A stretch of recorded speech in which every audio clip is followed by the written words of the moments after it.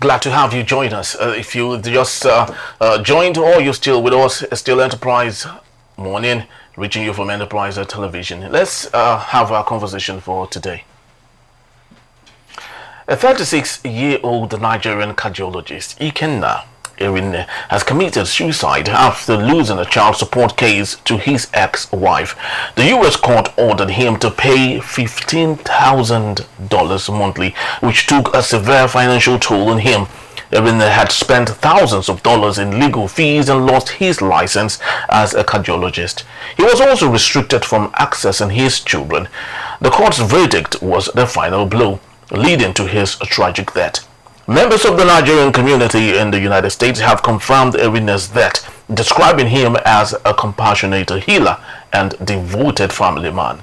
His funeral is set to be held in Maryland. The incident has sparked concerns about the systemic issues within the legal system that disproportionately affects African men. The case highlights the devastating consequences of prolonged and continuous divorce cases, which can lead to financial ruin and emotional distress. Erinne's death is a sad reminder of the need to reform and support for those going through difficult times.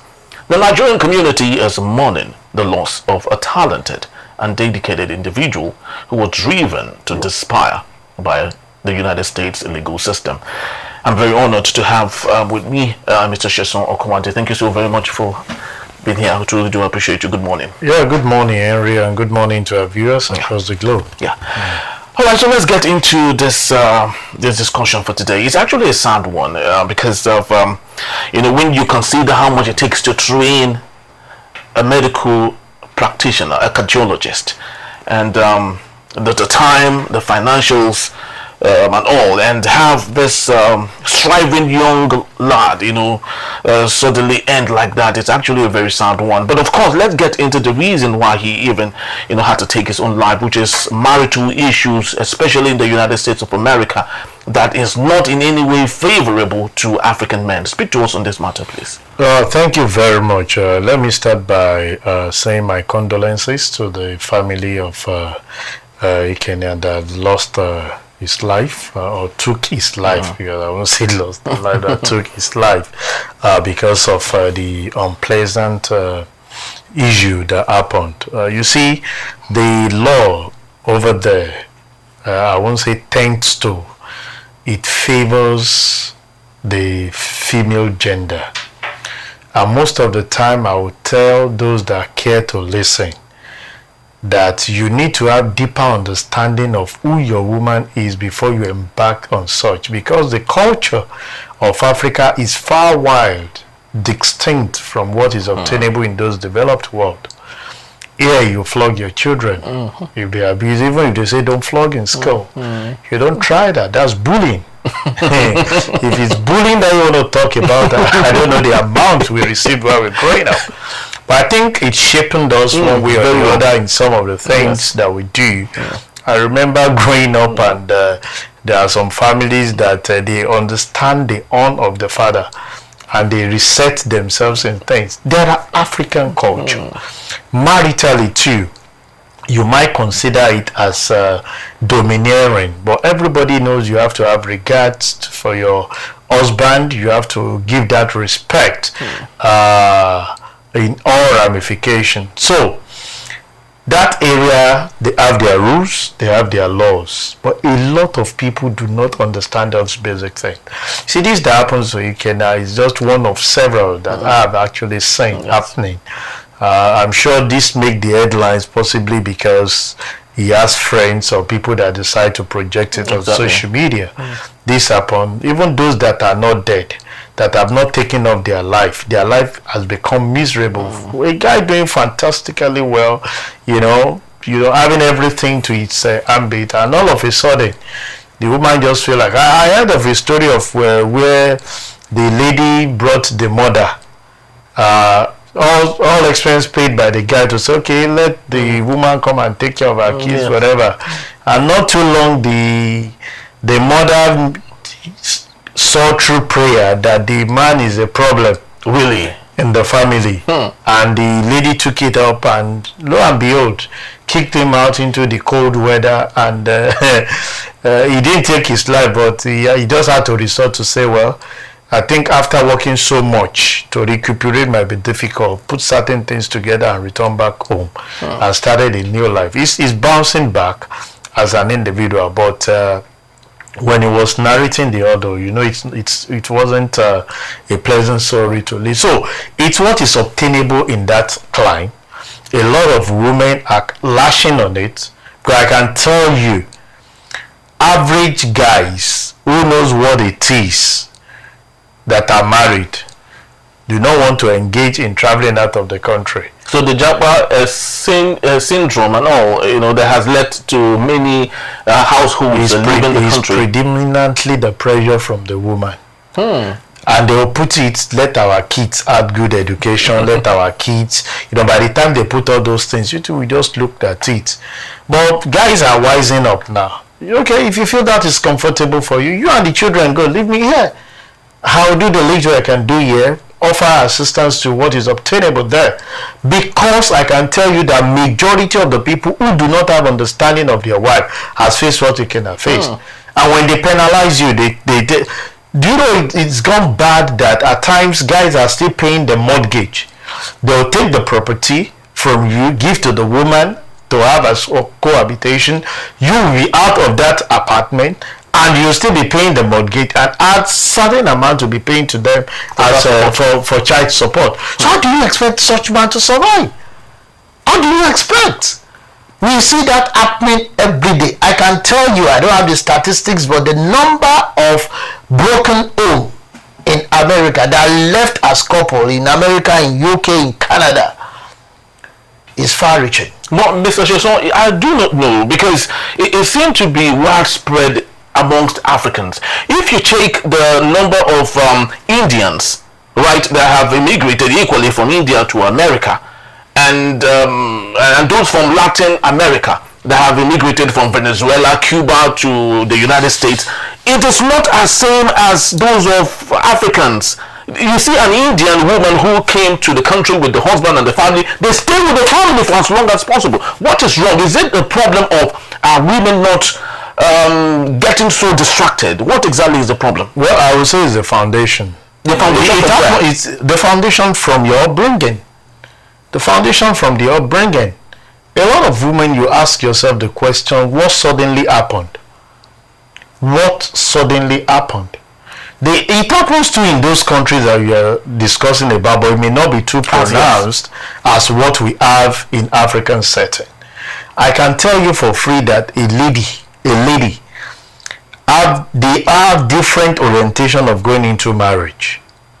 If you cannot read between the thin line as a man, you might have yourself to blame in the future. Even those that have not traveled, that are locally staying with you here. People make the only thing that this environment do not give to them is if you choose to divorce. They only in Nigeria, they only ask that you take care of the kids, or who wants to take custody of the children. If you decide to take custody of the children, then no problem, I'll give you monthly stipend, I will go. They will not put so much pressure as well. So a lot of ladies locally, they caution themselves because it will be difficult to carry the burden if you are not the key working class type. But out there is a pressure on the men, and they know. In fact, a lot of them read those stories on the blog, and they lure their men to do it with the aim of actually perpetrating that thing. But you won't read between the thin lines. It's all about love. When a lady shows you love, you get off the hook and you get into it. It's a matter of you having understood. We've seen a lot of people that are there that, in fact, the guys are blaming themselves. Why do they are doing very well here in the country. It's not so much that is affect, but it's the pressure. I will always tell you, if you see anybody that japa, go and ask average of the guys. It's the pressure from the woman to, and the excuse is simple: better life for the children. But we can say it categorically that even when you are here and you have some of those private schools, whether you want to say it or not, you have that little resource, because most of the people traveling are comfortable. I always put it that way. They are middle class, actually. They are middle class. Somebody that can put together 20 million. It's not. It's a church plate. Yeah. This is not a trip that you embarked on with 1 million naira. This is not a trip you embarked on with 2 million naira. 20, 30 million. You have a property of your own here that you can call your own in any area. Sold it off and decide to go and start up another life. You must think twice. And I think it's a wake-up call for women.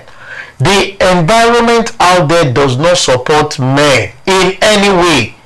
You dare not even talk. You see, yeah, we bully a lot, even though it's not encouraged. But by the time I looked at it, I say, Henry, what's the problem now?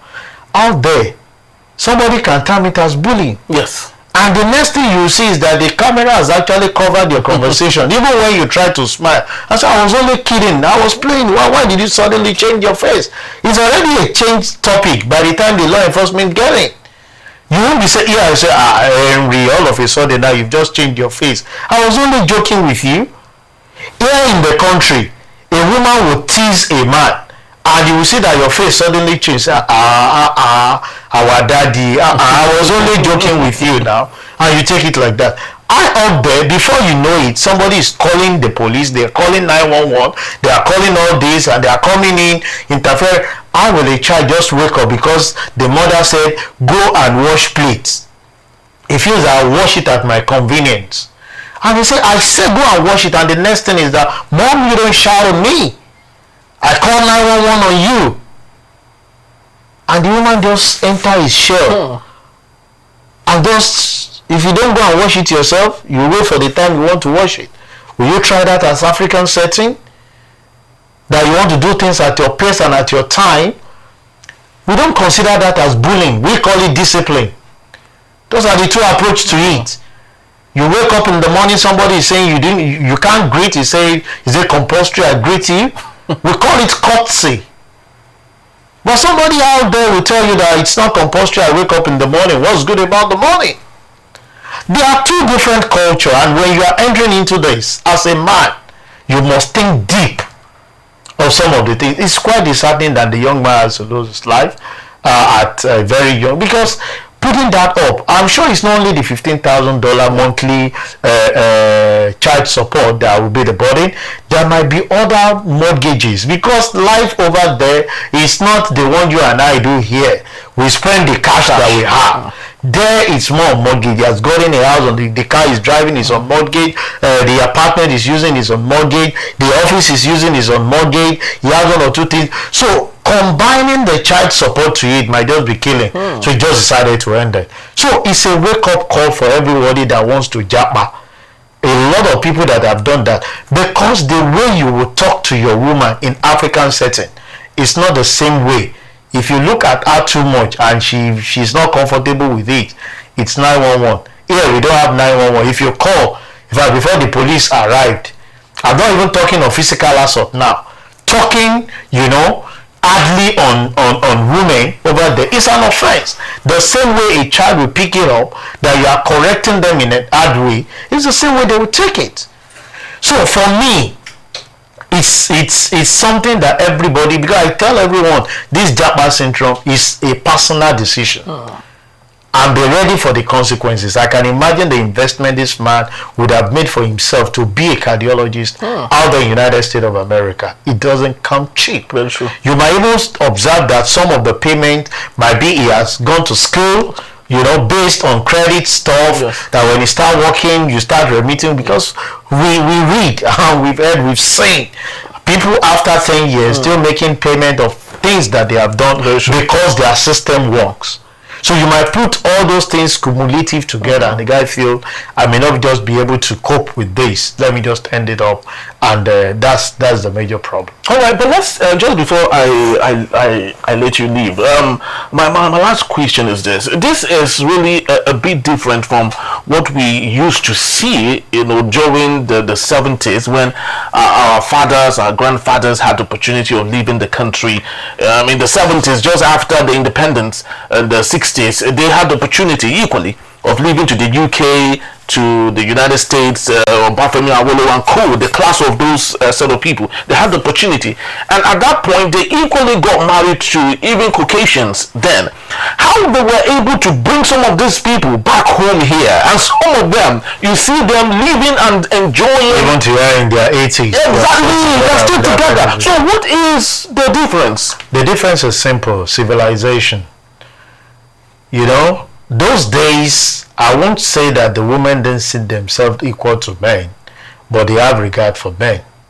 They have regard for their husband. But here, an average Gen Z, an average young woman does not even have regard for the man. It's what exactly you can do, I can do it. I believe that, and I'm not saying that woman should be that subvented into you just idolizing your man. They do that a lot then. But children or the ladies of these days, the women of these days, are of the opinion that they cannot, accommodate that. Even you have not even traveled. Some ladies have the opinion to say, I just want to have my children. I don't want to stay under a man's roof. I don't want somebody just tossing me all like that. I'm a career person. I want this thing. They even tell you, I don't even have the time to cook. Those are things that the culture our mothers grew up with then. The perseverance, let me use that word, that they had then, irrespective of the challenges that they are faced with their man, stand with them. We don't have that now. It's now, for better I stay, for worst I move. That is the difference. And most of the time I go to church, I say, can we pause on this for better, for worst? In fact, some people don't even recite after the pastor again. They will tell you that it's for better I stay. Once it's not good again, I take my leave. So religion can't even influence that again and make things better. It doesn't. If indeed they listen to the scripture itself, it speaks about you being submissive. But that is taken out of the scripture by the ladies. They say, which submissiveness do you want, so that I become a slave in your hands? So most of the time I don't, because I too ask for, liberate the women, give them equal opportunity as men. But I still feel that respect is reciprocal in such a way that you should have the understanding. I remember Bimbo, Duka of blessed memory, yes. She always tell you that treat every man like your husband. And what that implies that irrespective of your position, it is known that the man is your head. You can't cut off your head and allow the body, even if you consider yourself as the neck that carries the head left and right. If the head is not there, there is nothing for you to move as a person. But those teachings, those cultures are no longer there. It's about equity. It's about for better, for stay, for worst, for go. Nobody is ready to persevere in as much as our old fathers and mothers, because they went through a lot. A lot of them sacrificed their career at the early stage to take care and raise the children, and after they've considered that it's fine, they go ahead. But here, both of us need to just put hands together, make sure, and that is why we are having parental failure compared to what we used to have then. You can't take it away from the economic pressure too that is actually happening, because what they enjoyed those periods, we are not enjoying as we speak. And like I always tell everyone, you just reminded me that Japa did not start today. Exactly, very true. It started a long time ago as a personal decision that people made. But I think the difference there is that they went there to study, brought back the knowledge because the environment was conducive for growth. But these days it's really tensed as a nation for you to move. But I keep telling individual that care to listen that you can still have it right in the country. It's just for you to understand your level and be able to take it up from there. Very, very true. We can't overstate some of these things because these are real facts. Unfortunately, the Gen Zs might not get to understand some of the things we're talking about here. But of course, we wish that they would not even experience, the effect or the consequences of even getting it wrong. And that's actually our prayer. We commiserate with the family of and pray that such would not happen again. This is just about the time we have. Thank you so very much, Mr. Sheson Okonde. It's a pleasure to start the day with you. All right, so that's just about the time we have, people. I'd love to say thank you to you, and please do well to follow us. You can always find and reach us at enterprisetvnews.com. You may equally like, comment, and follow us on all our social media platforms at Enterprise TV 7. I am Henry Igwebike. Thank you for watching, and I'll see you tomorrow. Bye-bye.